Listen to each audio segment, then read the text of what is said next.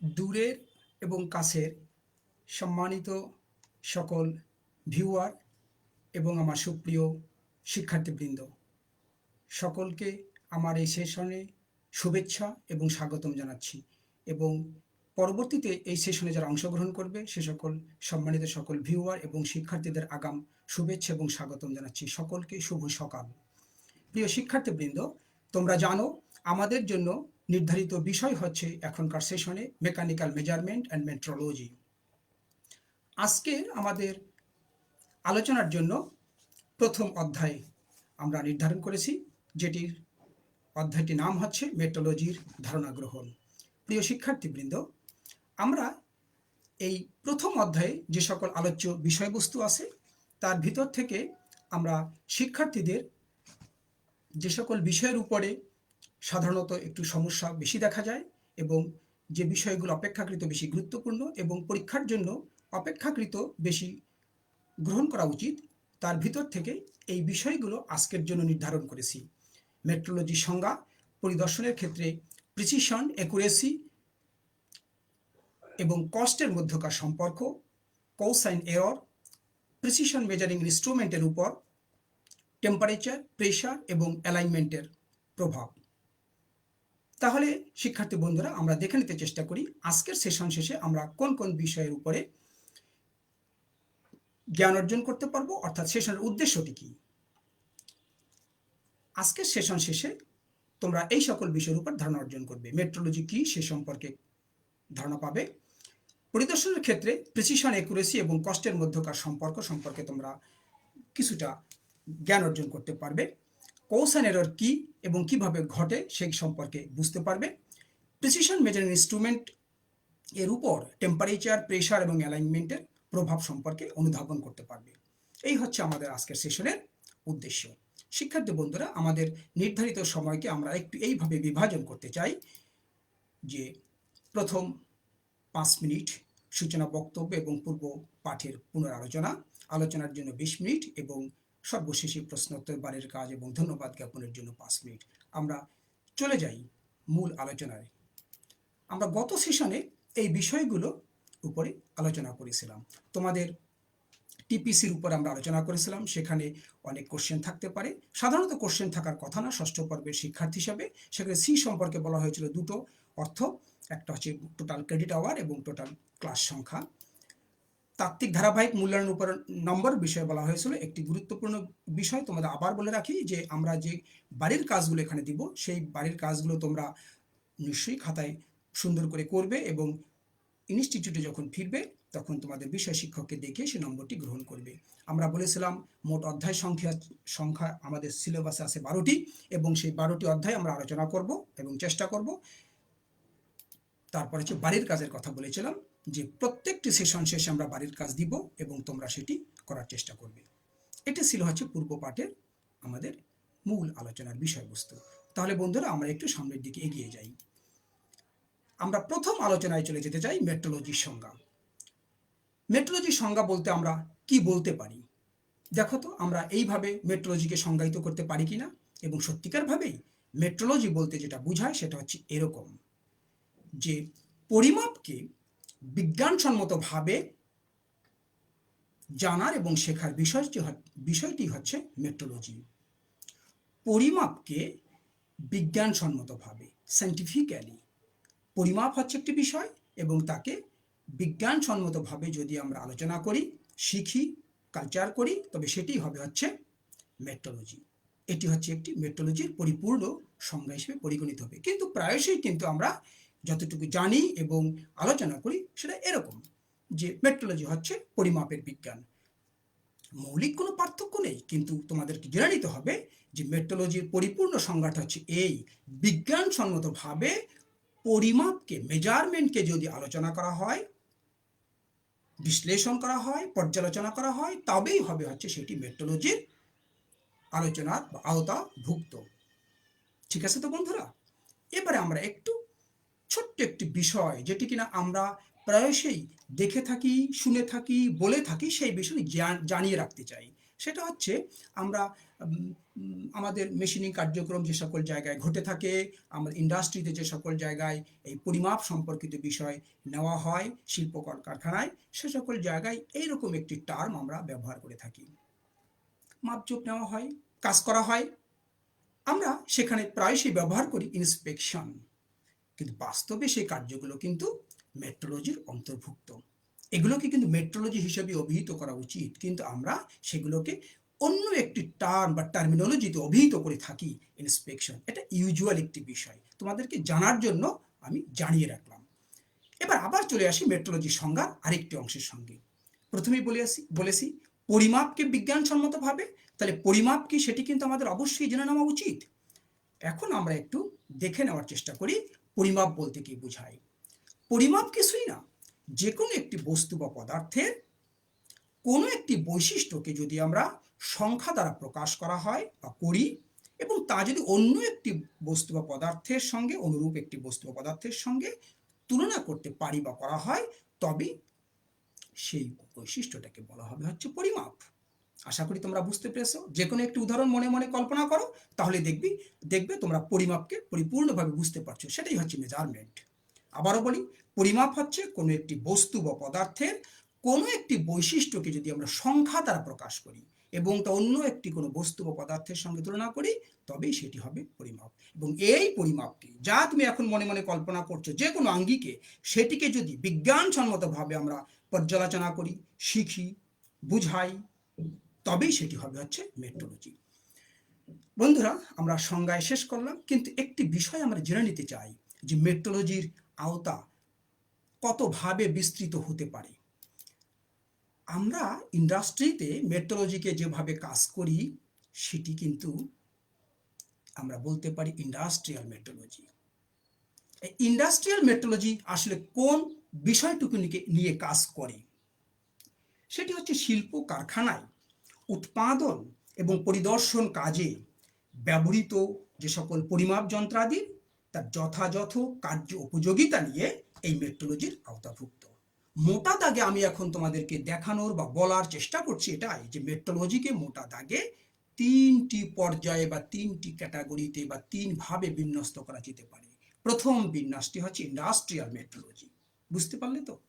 এর পরের যে বিষয়টি আসবে সেটা হচ্ছে সায়েন্টিফিক মেট্রোলজি। এটি কেমন বা এর আওতাটা কি? সেটা হচ্ছে মাপের আদর্শ একক সৃষ্টি, সংরক্ষণ এবং উন্নয়ন করা। মাপের আদর্শ একক সৃষ্টি, সংরক্ষণ, উন্নয়ন করা, এবং এই ধরনের কাজ করতে বিভিন্ন সংগঠন ও প্রতিষ্ঠান সৃষ্টি ও পরিচালনা করাও হচ্ছে এই মেট্রোলজির আওতাভুক্ত। কোনো একটি দেশে, কোনো একটি রাষ্ট্রে এই সায়েন্টিফিক মেট্রোলজি তারা এই কাজগুলো করে থাকে। লিগ্যাল মেট্রোলজি আরেকটি অংশ, যা কিনা এই দুটোকে একত্রিত করে তারা ভাবায় এবং আইনগত দিকগুলো পর্যালোচনা করে এবং তারা নিয়ন্ত্রণ করে। সেটা কি? মাপের বিভিন্ন যন্ত্রাদির সূক্ষ্মতা, সঠিকতা দেখভাল করে এবং উৎপাদন নিয়ন্ত্রণ, পরামর্শ প্রদান, পর্যবেক্ষণ করা এই মেট্রোলজির আওতাভুক্ত। আশা করি তোমরা বুঝতে পেরেছো। আমরা এখন চলে যেতে চাই পরের আলোচ্য বিষয়। সেটি হচ্ছে পরিদর্শনের ক্ষেত্রে প্রিসিশন, অ্যাকুরেসি এবং কস্টের মধ্যকার সম্পর্ক। প্রিয় শিক্ষার্থীবৃন্দ, যদি আমরা এটা আলোচনা করতে চাই, আমাদের প্রথমেই একটু দেখে নিতে চাই এবং তোমাদেরকে আমি এই বিষয়টি একটু আলোকপাত করতে চাই তোমাদের সাথে। সেটি হচ্ছে প্রিসিশন বলতে কি বুঝবো, এবং তারপরেই আমরা দেখার চেষ্টা করব অ্যাকুরেসি বলতে কি বুঝবো। আমরা একটু দেখি তো প্রিসিশন বলতে কি বুঝায়। যে একাধিক মাপের পরিমাণ এবং তাদের নিজেদের সাপেক্ষে তারা কত কাছাকাছি আসে সে বিষয়টি, এবং তাদের মধ্যকার তুলনামূলক বিশ্লেষণ, যদি এটা আমরা করতে পারি তবে সেটাকে বলা হবে প্রিসিশননেস। এবং তার দুটো অংশ থাকতে পারে, দুটো নেচার থাকতে পারে, প্রকৃতি থাকতে পারে। সেটা হচ্ছে একটা প্রিসিশন অথবা নন প্রিসিশন। তাহলে কেমন হলো? অনেকগুলো মাপ আমরা গ্রহণ করলাম, সেই মাপগুলোর মধ্যে যদি তারা এমন মাপগুলোর অবস্থা যদি এমনভাবে আমাদেরকে সামনে প্রদর্শিত হয় যে তাদের নিজেদের মধ্যের বিষয়টি হচ্ছে কত কাছাকাছি মাপগুলো বা কত দূরবর্তী, এটা যদি হয় তাদের নিজেদের সাপেক্ষে, সেই তুলনামূলক বিশ্লেষণটা যদি আমরা করে বুঝতে পারি যে তারা খুব কাছাকাছি বা খুব দূরবর্তী, তাহলেই সেটাকে বোঝাবে হচ্ছে প্রিসিশননেস। আইদার সেটা হবে প্রিসিশন অথবা নন প্রিসিশন। ঠিক অনুরূপভাবে আমরা অ্যাকুরেসির বিষয়টাকেও সংজ্ঞায়িত করতে চাই, সেটা হচ্ছে একাধিক মাপের পরিমাণ। ঠিক আছে, তো অনেকগুলো মাপ নিলাম, মনে করা যাক একাধিক মাপ। এবার আমরা বলতে চাই সেই মাপগুলোর সঙ্গে আমরা তুলনা করতে চাই কোনো একটি পূর্ব নির্ধারিত নির্দিষ্ট মাপের সাপেক্ষে এই প্রাপ্ত মাপগুলোর সঙ্গে আমরা তুলনা করব। কোনো একটি পূর্ব নির্ধারিত বা নির্দিষ্ট মাপের সাথে এই প্রাপ্ত মাপগুলোর আমরা পরিমাণকে তুলনা করব। করে যদি আমরা তুলনামূলক বিশ্লেষণ করে দেখতে চাই তারা খুব কাছাকাছি বা খুব দূরবর্তী, তখনই আমরা বলতে চেষ্টা করব প্রাপ্ত মাপগুলো অ্যাকুরেট অথবা নট অ্যাকুরেট। যদি খুব কাছাকাছি হয় তাহলে বলবো অ্যাকুরেট মাপ পেয়েছি, না হলে বলবো অ্যাকুরেট না। তাহলে প্রিসিশননেস বা প্রিসিশন এবং অ্যাকুরেসি বলতে আমরা নিশ্চয়ই একটি ধারণা পেয়েছি। এখন আমরা দেখতে চেষ্টা করব যে এরকম একটি উদাহরণ দিয়ে, মনে করা যাক যে 10 মিটার দৈর্ঘ্যের একটি রড আমরা মাপতে চাই। 10,000 পিসের রড তৈরির একটি লট থেকে আমরা এই ঘটনাগুলো পর্যবেক্ষণ করব। তৈরি করলাম 10,000 পিসের রডের একটি লট। সরবরাহ করার পূর্বে ইন্সপেকশন পর্যায়ে আমরা একজন ইন্সপেক্টরকে বললাম আপনি র্যান্ডমলি এটি মাপেন, মেজারমেন্ট করেন। উনি 5টি স্যাম্পল রড উনি মাপলেন, মেপে যে 5টি মাপ পেলেন উনি একটি টেবিলে সেটি সারিবদ্ধ করলেন, হয়ে গেল। ঠিক আবার খানিকক্ষণ পরে আবার 5টি রডকে উনি র্যান্ডমলি মেপে আবার সারিবদ্ধ করলেন। এই আমরা যে 5টি রডকে একবার মাপলাম, আবার 5টি স্যাম্পল রডকে আবার মেপে আরেকটি টেবিলে রাখলাম, তাহলে দুটো টেবিল পেলাম। আমার এখন তোমাদের কাছে প্রশ্ন হচ্ছে যে কোন টেবিলের মাপ প্রেসিশন প্রকাশ করতেছে এবং কোন টেবিলের মাপ অ্যাকুরেসি প্রকাশ করছে। শিক্ষার্থী বন্ধুরা একটু খেয়াল করবে, আমরা কিন্তু এখন তোমাদের কাছে প্রশ্ন ছুড়ে দিচ্ছি। সময় হচ্ছে 20 সেকেন্ড, আমি কাউন্ট ডাউন করব। ওকে, 20, 19, 18, 17, 16, 15, 14, 13, 12, 11, 10, 9, 7, 7, 6, 5, 4, 3, 2, 1, 0 ওভার। ওকে, ধন্যবাদ। ঠিক তোমরা যারা মনে করতে পেরেছো তাদেরকে ধন্যবাদ। এটাই হবে। টেবিল 1 হচ্ছে প্রিসিশননেস প্রকাশ করছে, টেবিল 2 অ্যাকুরেসি প্রকাশ করছে। আমি একটি টেবিলের কথা তোমাদেরকে একটু অনুধাবন করিয়ে দিতে চাই। আমরা 10 মিটার দৈর্ঘ্য মাপতে চাচ্ছি, তাই না? খেয়াল করে দেখো টেবিল 2 এটাই প্রকাশ করছে। ঠিক মাপগুলো যা আছে তা 10 মিটার দৈর্ঘ্যের আছে অথবা তার কাছাকাছি আছে, এই জন্য এটাই হচ্ছে অ্যাকুরেসির জন্য এটি টেবিল 2কে উদাহরণ হিসেবে পরিগণিত করা হয়েছে। আর টেবিল 1 হচ্ছে প্রিসিশননেস, কারণ তারা 10 মিটার দৈর্ঘ্যের কাছাকাছি নেই, কিন্তু তাদের নিজেদের মাপের মধ্যে তারা খুব কাছাকাছি, এই জন্য এটা হচ্ছে প্রিসিশন উদাহরণ প্রকাশ করছে। ওকে, এখন তোমাদের কাছে আরেকটি ছোট্ট প্রশ্ন।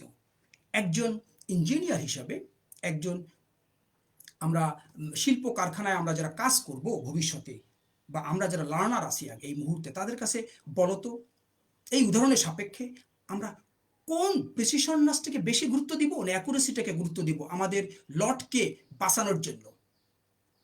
প্রিসিশননেস না অ্যাকুরেসি, কোনটা বেশি গ্রহণযোগ্য, কোনটা বেশি গুরুত্বপূর্ণ, কোনটা বেশি ডেজারেবল? শিক্ষার্থী বন্ধুরা চিন্তা করছো তো, চিন্তা করছো তো, চিন্তা করছো তো? দেখো তো এটা কিনা, সবার কাছে এটা অ্যাকুরেসি। যদি অ্যাকুরেসিটা না মেনটেন করতে পারি তাহলে লটকে বাঁচানো যাবে না এবং সেই লটটি অগ্রহণযোগ্য হিসেবে পরিগণিত হবে। ওকে, চলে আসি শিক্ষার্থী বন্ধুরা, আমরা একটি নিচের চিত্রের মাধ্যমে বোঝার চেষ্টা করি। মনে করা যাক আমরা টেবিল 1 এবং টেবিল 2তে যা পেলাম তা আমরা এইভাবে চিত্রায়িত করলাম। সেটা হচ্ছে প্রিসিশননেস যেটা পেলাম সেটা হচ্ছে দুইভাবে, একটা তাই না, একটা মনে করা যাক প্রিসিশন এবং নন প্রিসিশন। তাহলে এই রোটাকে প্রিসিশন এবং এইটাকে হচ্ছে নন প্রিসিশন, এবং অ্যাকুরেসি যেটা মাপলাম সে দুইভাবে, এটা হচ্ছে অ্যাকুরেট এবং এটা হচ্ছে নট অ্যাকুরেট। তাহলে এরকম 4টা কোয়াড্রেন্ট পেলাম, 4টা বর্গক্ষেত্র বা 4টা খোপ পেলাম। তাহলে সেইভাবে যদি বিশ্লেষণ করি দেখা যাবে এইটা হচ্ছে নট অ্যাকুরেট এবং প্রিসাইজ, এইটা হচ্ছে অ্যাকুরেট এবং নট প্রিসাইজ। সেইভাবে তোমরা যদি একটু দেখতে চেষ্টা করো এই যে কোয়াড্রেন্টটি, এই কোয়াড্রেন্টটির ভিতরে যে মাপগুলো পড়েছে, যে স্যাম্পলগুলো আমরা পাবো সেগুলো হচ্ছে as well as at the same time accurate এবং প্রিসাইজ। তাহলে আমাদের এই 4টি কোয়াড্রেন্টের মধ্যে বলতো সব থেকে গ্রহণযোগ্য কোন কোয়াড্রেন্টের মাপগুলো গ্রহণযোগ্য হবে? নিশ্চয়ই তোমরা এখন সিদ্ধান্ত নিতে পারলা, যেহেতু একটু আগেই বলেছি অ্যাকুরেসিটা সবার ক্ষেত্রেই মোর ডিজায়ারেবল। সত্যিকার ভাবেই তাই। আমাদের যাই আমরা বলি না কেন, আমাদের কাছে এই চতুর্থ কোয়াড্রেন্টের বিষয়টি হচ্ছে সব থেকে গ্রহণযোগ্য। প্রিসাইজ এবং অ্যাকুরেটটাই হচ্ছে সত্যিকার ভাবে সবার কাছে গ্রহণযোগ্য। বন্ধুরা, আমরা এখন চলে যেতে চাই কষ্টের সঙ্গে সম্পর্ক দেখতে। খেয়াল করো, আমরা এই বিষয়গুলো যদি মেনটেন করতে চাই তাহলে কি ঘটবে? তোমাদের কাছে প্রশ্ন যে অধিক প্রিসিশন ইনস্ট্রুমেন্ট সংগ্রহ করতে চাই, তাহলে কি প্রয়োজন? চিন্তা করো।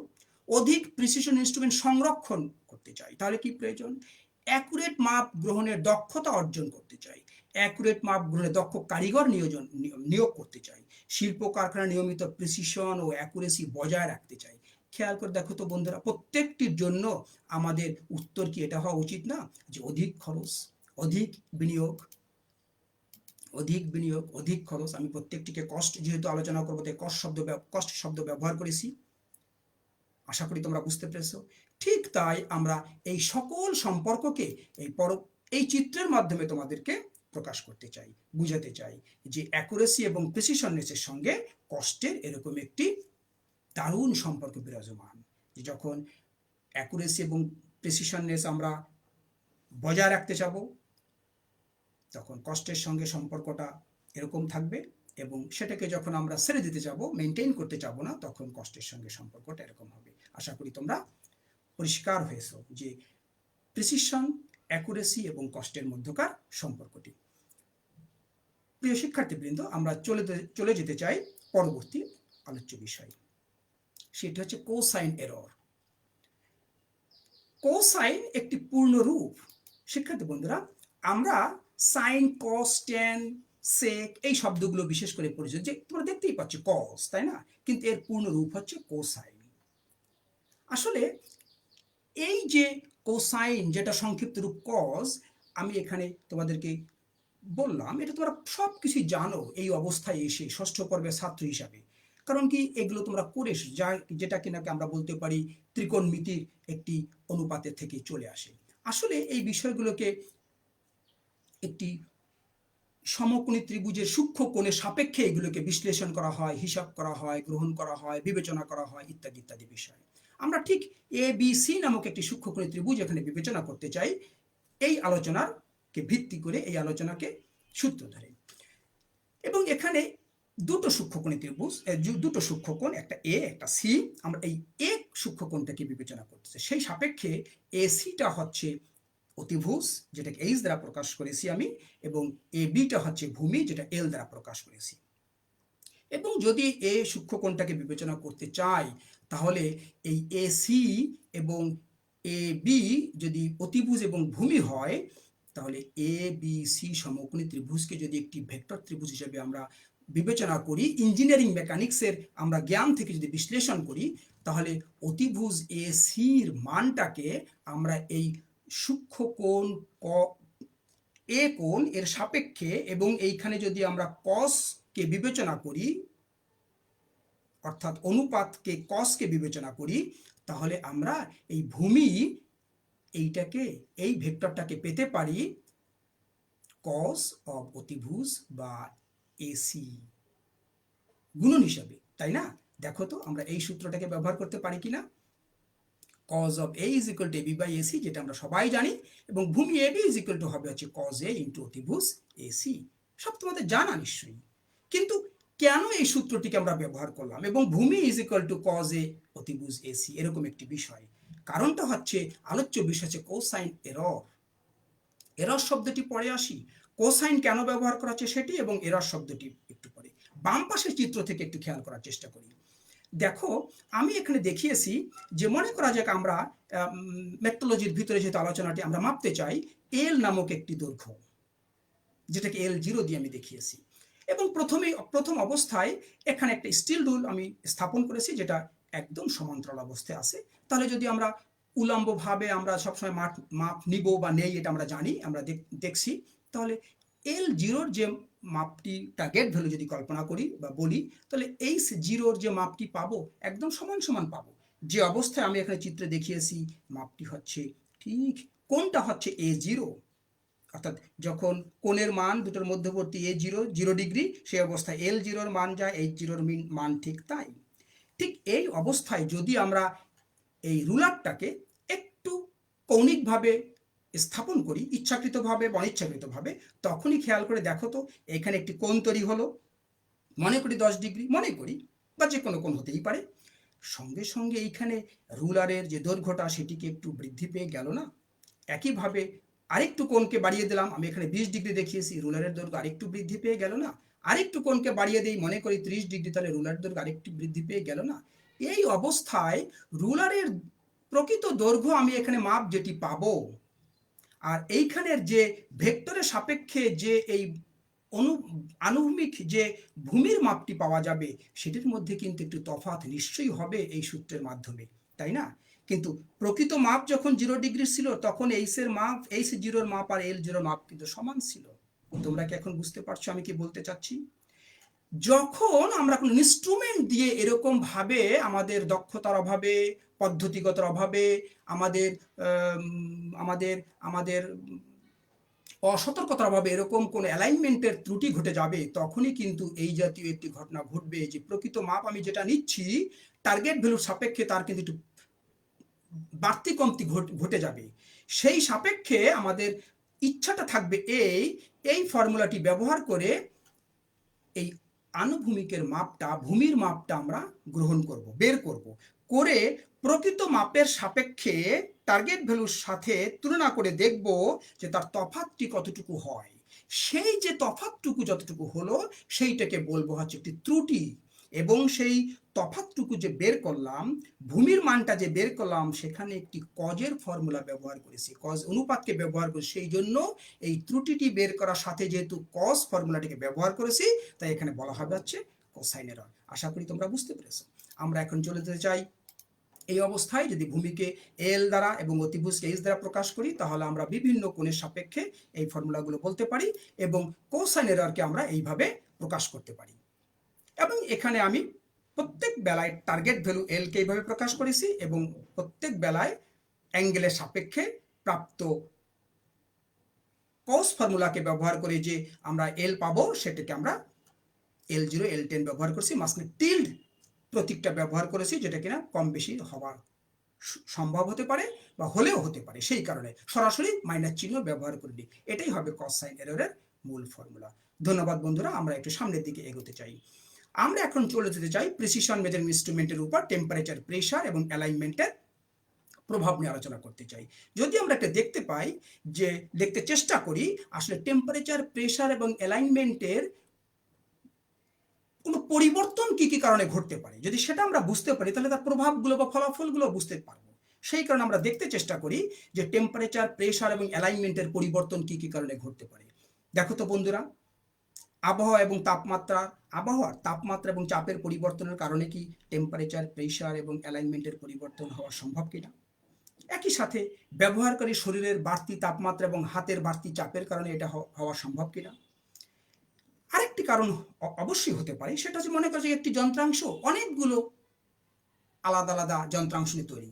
দেখা যেতে পারে সেই বৃহৎ যন্ত্রের কোনো একটি বা একাধিক যন্ত্রাংশ এই কোনো একটি কাজের ক্ষেত্রে চলাচল করতেছে, সবগুলো চলতেছে না হয়তোবা। সেই যে এক বা একাধিক যন্ত্রাংশ স্লাইড করতেছে বা মুভ করতেছে বা রোটেট করতেছে, তাদের কারণে সেগুলো গরম হয়ে যেতে পারে, উত্তপ্ত হতে পারে, তাদের একের সাপেক্ষে অপরটির উত্তপ্ত হওয়ার কারণে মিস অ্যালাইনমেন্ট তৈরি হতে পারে, এই কারণে কিন্তু আর একটি গন্ডগোল হয়ে যেতে পারে। তারপরে হতে পারে যিনি কাজ করতেছে তার পদ্ধতিগত ত্রুটির কারণে, তার অসতর্কতার কারণে আরেকটি ত্রুটি হতে পারে। তারপরে সর্বোপরি হচ্ছে যে কোনো পর্যায়ে যারা ম্যানুফ্যাকচারিং করতেছে তাদের রক্ষণাবেক্ষণের ব্যবস্থা ত্রুটির কারণে হতে পারে। ইন্ডাস্ট্রিতে যারা ব্যবহার করতেছেন তাদের সংরক্ষণ এবং রক্ষণাবেক্ষণ ব্যবস্থার ত্রুটির কারণেও আমাদের এই পরিবর্তনগুলো হতে পারে। যে কারণেই ঘটুক না কেন, আমাদের প্রভাবটি কি হতে পারে? আমরা প্রিসিশন মেজারিং ইনস্ট্রুমেন্ট দিয়ে কি পাই বা কি কাজ করব, সেটা হচ্ছে প্রিসিশন এবং অ্যাকুরেট মাপ পাওয়া যাবে না। যদি কিনা এই কাজগুলো বা পরিবর্তনগুলো ঘটে, তাহলে প্রিসিশন এবং অ্যাকুরেট, প্রিসাইজ এবং অ্যাকুরেট মাপ আমরা পাবো না, তাই না? যদি না পাই তাহলে কি হতে পারে? পরিদর্শন এবং উৎপাদন কাজ ব্যাহত হবে নিশ্চিতভাবেই। যদি পরিদর্শন এবং উৎপাদন কাজ ব্যাহত হয়, তাহলে সংরক্ষণ ব্যবস্থার মান বৃদ্ধি করতে হবে ওই বিষয়গুলোকে মেনটেন করার জন্য। একই সাথে রক্ষণাবেক্ষণ ব্যবস্থা এবং পদ্ধতির উন্নয়ন খরচও বাড়াতে হবে। তোমরা কি মনে করো এটি কি একেবারেই সম্পর্কযুক্ত বিষয়? তো নিশ্চয়ই তাই। যদি এই দুটো করতে হয়, তাহলে সামগ্রিক খরচ বৃদ্ধি পাবে। যদি সামগ্রিক খরচ বৃদ্ধি পায়, শিক্ষার্থী বন্ধুরা তোমরা নিশ্চয়ই বুঝতে পারছো, তাহলে মুনাফা হ্রাস পাবে। এটাই হচ্ছে টেম্পারেচার, প্রেশার এবং অ্যালাইনমেন্টের প্রভাব। এই যে প্রভাবগুলো এবং কারণগুলো আমি বললাম, এর সঙ্গে আর অনেক যুক্তিসঙ্গত কারণ এবং প্রভাব থাকতেই পারে। তোমাদের বিবেচনায় অতিরিক্ত যে সকল যুক্তিসঙ্গত কারণ এবং প্রভাব থাকবে, সেগুলো তোমরা বিবেচনা করবা এবং সেগুলো তোমরা অবশ্যই বিবেচনায় নিয়ে আসবা। ধন্যবাদ বন্ধুরা। আমরা এখন চলে যেতে চাই প্রশ্নোত্তর অংশে। আশা করি তোমাদের এর ভিতর থেকে অনেক প্রশ্ন জন্ম নিয়েছে। হয়তোবা প্রশ্ন জন্ম নেয়নি, কিন্তু এটা একেবারেই সমীচীন নয়।